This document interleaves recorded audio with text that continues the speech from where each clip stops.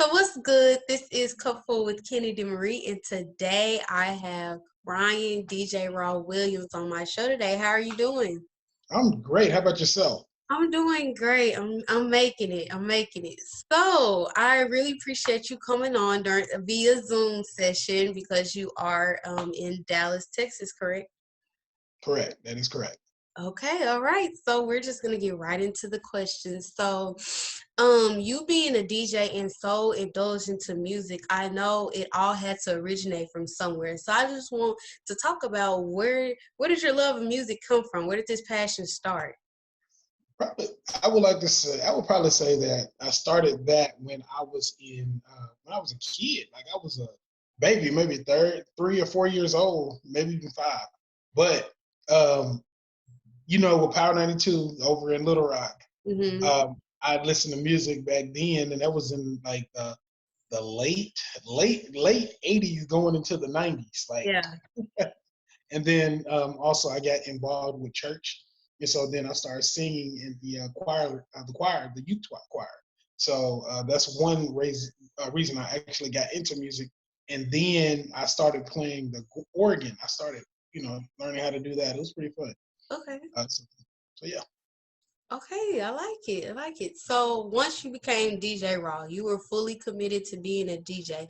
So what was your goal when you became official, and then what opportunities were opened up to you once you came fully committed?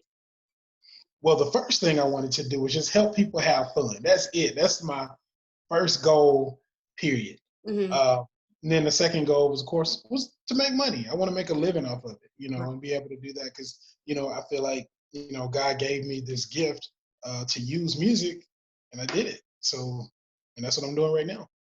Some of the opportunities that I was afforded, probably one of the biggest one a lot of people know about in Arkansas is Riverfest. Um, that was probably one of the biggest opportunities. But looking at all the opportunities, I've been able to do different things from weddings to conferences. I just got back from a conference in Memphis actually about a week ago. And then I just got back from Virginia doing a bash, and that was fun too. So a birthday bash. So I mean, it's just given me a lot of opportunities. Period. Mm-hmm. Okay, I like it. I like it. That's what's up. So when you're starting your passion, you're doing something that you love. It's a certain type of mindset that you have to have in order for you to be successful. And so I want you to talk about what kind of mindset you had to go in when starting this venture. Well, when I first started, it was more of I was kind of nervous because I Mm-hmm. was doing a lot of house parties and stuff like that, but I didn't really have a lot of the big DJ equipment at that time. So I really started out on a phone. But then when I started going into business, I had to really develop and start getting the stuff that I needed to really be a real DJ.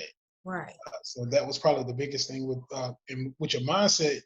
You can't really care about what everybody else is thinking, because if you don't, like you'll end up losing every time.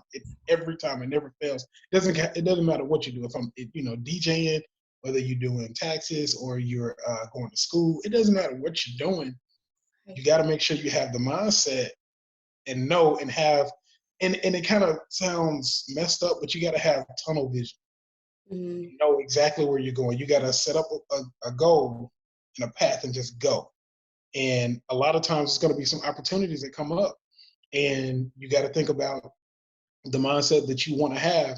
And with that mindset, you got to be able to, and I mean that, you got to be able to know what's going to be the best out or in for your business, or just for your life, or just just for your mind. You got to be ready. And so you gotta make sure you know what you want to do. Mm-hmm. And make sure you keep that mindset the whole way through. Yep. Definitely. I agree. And it's just as important for your mindset, but the people around you, the way that they think and the way how they process things, and just their mindset has to be on aligned with yours too in order for you to just be successful. So Yep. I You right on point. You on point. I agree. So, DJ Raw LLC, that's your official title. And so, not only do you is this platform for you to do gigs and provide your services, but you allow this for other DJs to have their, I mean, give their services too. So, I want you to talk about that. Yes. So of course there's DJ Raw, which is me, Hmm. in my company, but also I came up with an idea because I was like, how can I help not only myself and help just clients, I can also help other DJs. So what I decided to do was create a group or a company to be able to pay DJs to DJ, period, and Yeah. also and do it as do it at a lower rate for people to do it. And, of course, the people don't get all the bells and whistles, but they'll be able to do. They'll get like music because a lot of people can't afford to have like the great DJs. I don't want to say too many names, but you have Yeah. some big name people just in Little Rock alone that people would love to get, but they can't afford them.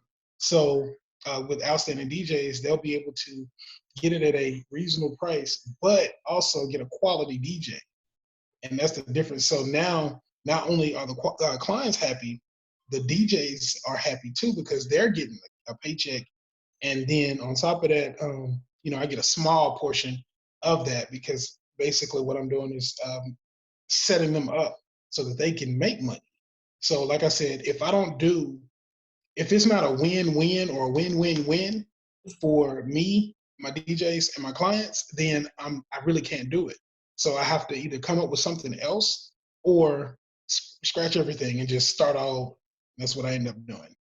Okay, well, I love that idea. I love the business that you have. Definitely putting other DJs on. Is not everyone does it, so it's great that you are giving them that opportunity that maybe someone else never had. So I like it.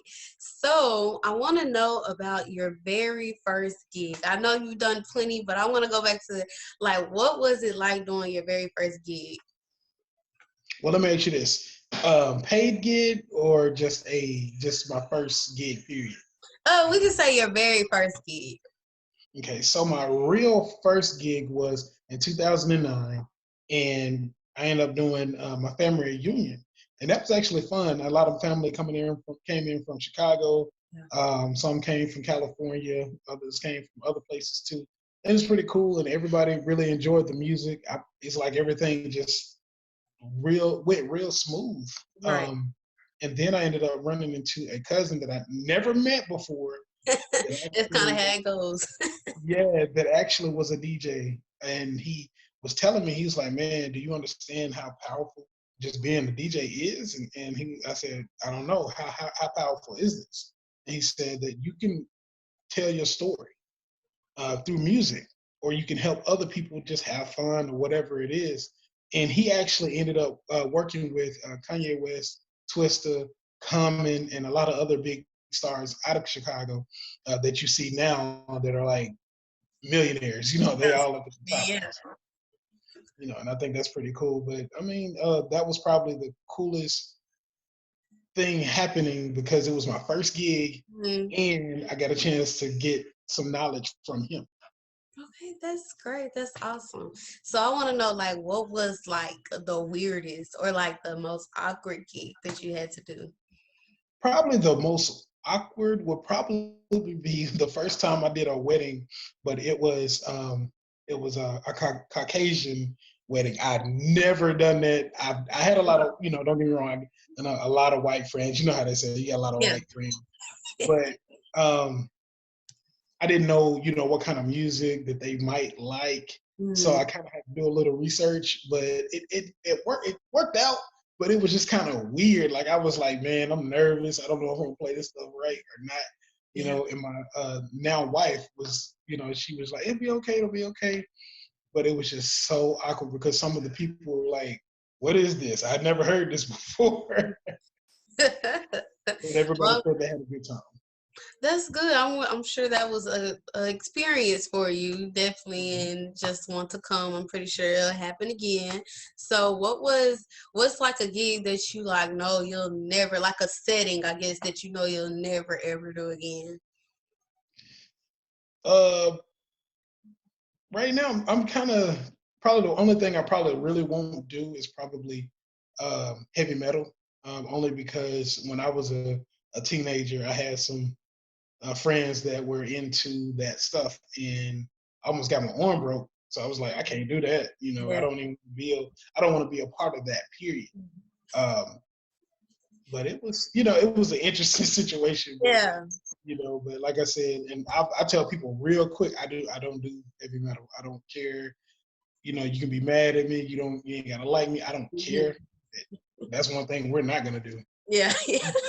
I got you. I got you. And I know you were talking about mosh pits too. You don't really enjoy those at all Mm, either. I don't like to see people get hurt.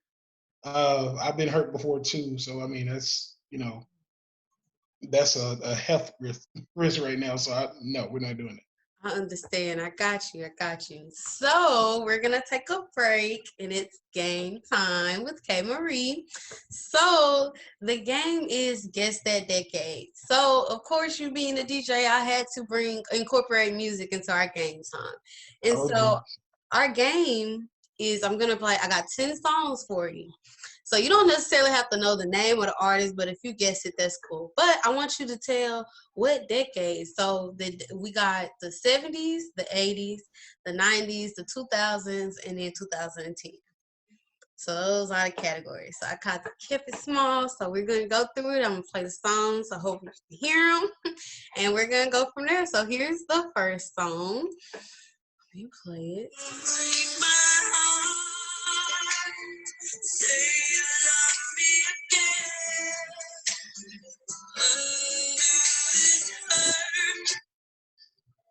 That's Tony Breath, Oh, and that's the '90s. okay, yeah, the 90s. Is that right? Yes, it's right. Okay.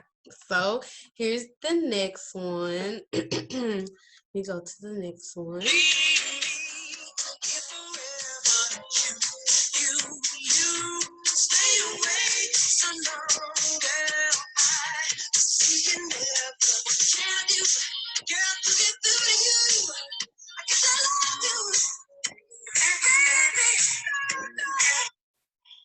Now that's Michael Jackson. I think that's the either late '70s or early '80s.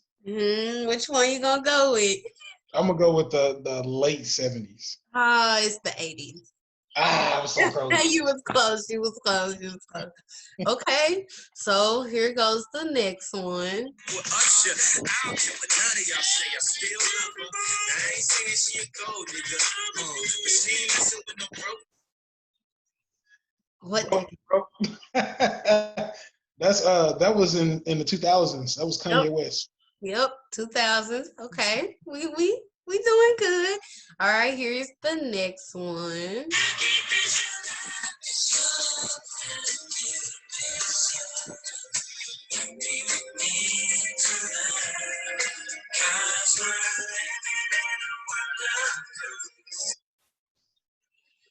Ooh, that's a tough one. I'm gonna say that's the '80s. The 80s. Ah, no, it's the 70s. Who was that? The Bee Gees.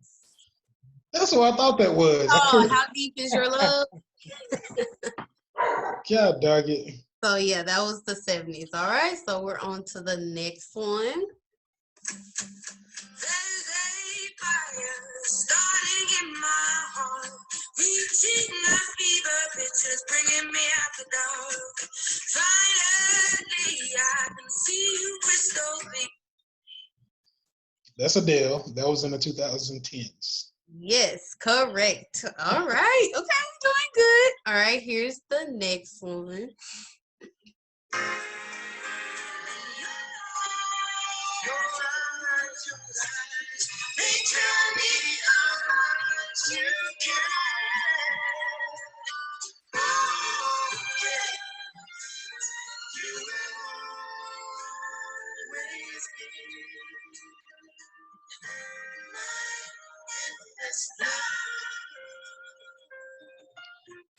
What's the decade? That's the I'm sorry, 2000. I'm sorry. That is the 70s. Oh no, it's the 80s. No, the 80s. I'm sorry, that was 80s. Why did I say 70s? I want to say. Oh Lord. So you meant Okay. to say the 80s, But right? I know that song. I know that song. I don't know why I said 70s. Yeah. All right, so here's the next one.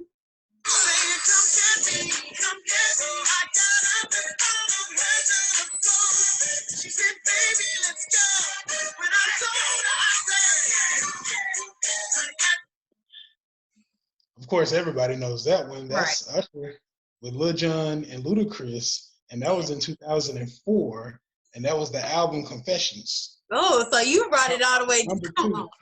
Look, that's number 2. I already know that one. So yeah. Gotcha. Okay. All right. So we got 3 more. Next one.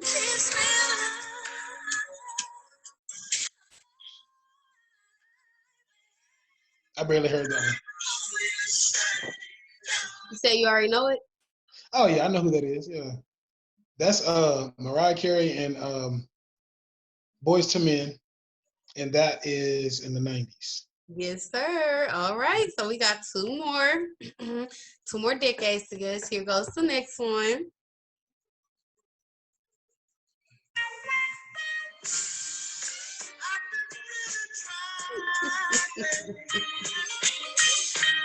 Oh Lord. I don't want to mess this one up. Because I know who that is. That's that's Marvin Gaye. Mhm. Oh man, I'm trying to remember when this song came out. I don't want to say is it the 80s? I'm trying to remember. Let's get it on, because he was never alive at the time. I'm gonna say the late 70s. Yes, that's right. Oh Lord Jesus, I was like, yeah. All right, here goes the last one. Let's hope you get it right.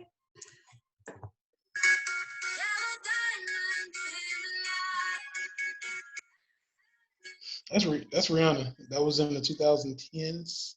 Yes, correct. So you got the last one right. Right. So on that note, I just want to say, Rihanna, please give us some more music because we haven't had none in a long time.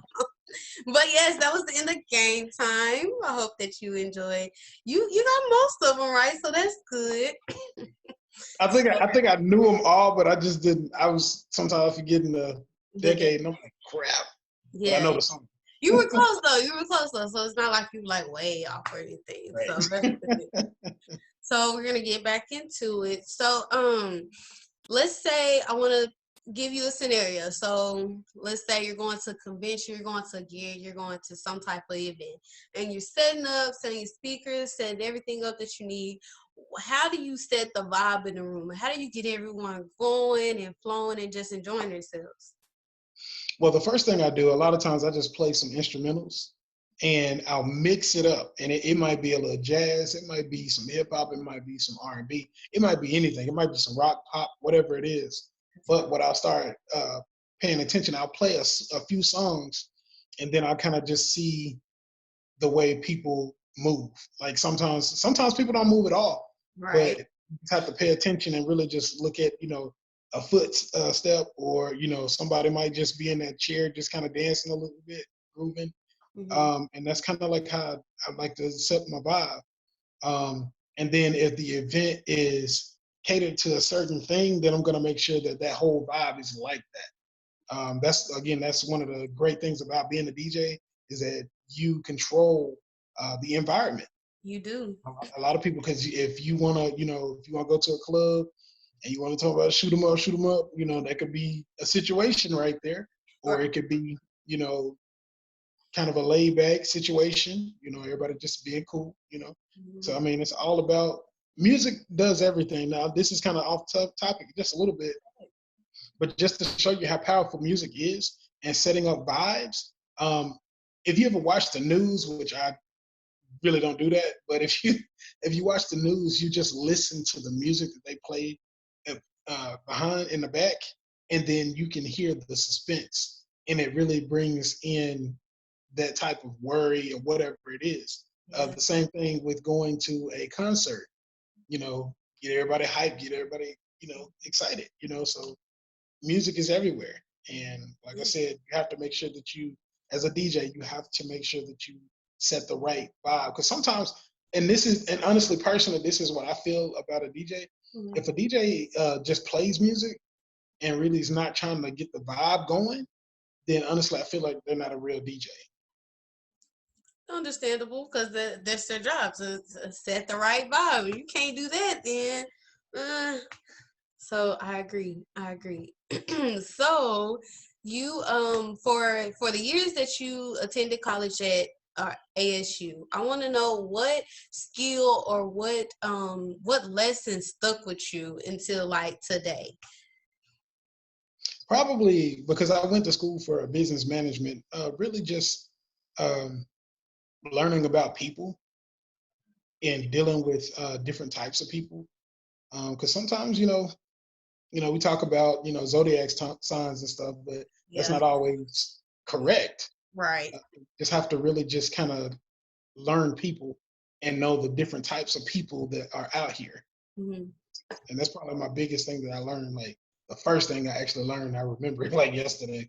Yeah. But yeah, Okay, okay. I like it. I think me being in college, I'm learning how important networking is now for very. you to be successful after, college. Because you can have a degree, you can have this great GPA, all these clubs and stuff that you do. But it's like, if you don't know the right people, especially in my field of athletic training, it's like the sports industry, you don't know the right people. It's like, Yep. none of that really means anything. So yeah, I'm learning it now. It's so crazy. But we learning. I'm learning. So okay. Oh yeah. So what has been your experience incorporating technology into your business? Um, Social media is probably the biggest thing I've been using, but it really helps as far as getting noticed and letting people know about what I do. Mhm. So that part of technology does help. Also, using different type of boards and things like that. I got now I do powered um, things that I can also use Bluetooth. So that's technology right there, and it actually helps. So I don't have to connect everything and make it, Right. seamless. So it helps a lot. See a few other things too, but those are the main things that Yeah. Yeah. So technology. technology can be great for us sometimes. When it works, when it Right, right, works. right, definitely. So one last question. So when we were talking earlier, you said that um yourself is the only competition you have. And so I want to know, what does that mean to you, and like what motivation does that give you every day? What drive? Okay. So for me, when I say competition, I'm my own competition. I know a whole lot of DJs, um, and sometimes they don't like to talk about business and stuff like that. So I look at it like this. At the end of the day, it ends. It comes back to me. If How did I do? Did I do good? Did I help that client? Did I do better? Did I practice better than I did yesterday? Did I do something different that actually helped my business or helped me personally? What it Mhm. is? It's all about that. And a lot of people get so caught up in, they trying to be better than everybody else, or yeah, you can do that. That's fine. But make sure that you look at yourself first and say, what can I do better for myself? Because it's a lot of people that's out here doing different things. It's DJs now that's traveling. I'm actually one of those now. Yeah, And a lot of people be like, "How are you doing this? How are you doing that?" Man, just focus. Just keep going. Just keep working on yourself. Because if you right. don't work on yourself, then ain't no reason to do the business. Not at Like all. it's hard. It's hard because it doesn't matter. Like that's your personal business or your I'm sorry, not your personal business, your personal life or your business life doesn't matter. You still got to make sure that you are doing better than you were yesterday. And that's the same thing I look at myself. It's like, Ryan, what did you do yesterday that you didn't do that you could do today or the next day or by the end of this week or even by the end of the year, even the next 5 years? So you just have to put it out there. Definitely, and I definitely try to work on self-improvement every day. In one area of my life, just work on being better, putting my best foot forward, and just trying to be productive and make progress every day to get to that end goal, to get to the bigger goal. I wouldn't say it's an end goal because you can always do something better and greater. But definitely, I'm here with you. I totally agree. I agree. So I definitely want to thank you, Mr. Ryan, for coming on to my podcast all the way from Dallas, Texas. I appreciate it. And everyone, I hope that you enjoyed this cupful, and I want you guys to stay encouraged, stay motivated, stay safe out here, and I'll see you guys on the next cupful.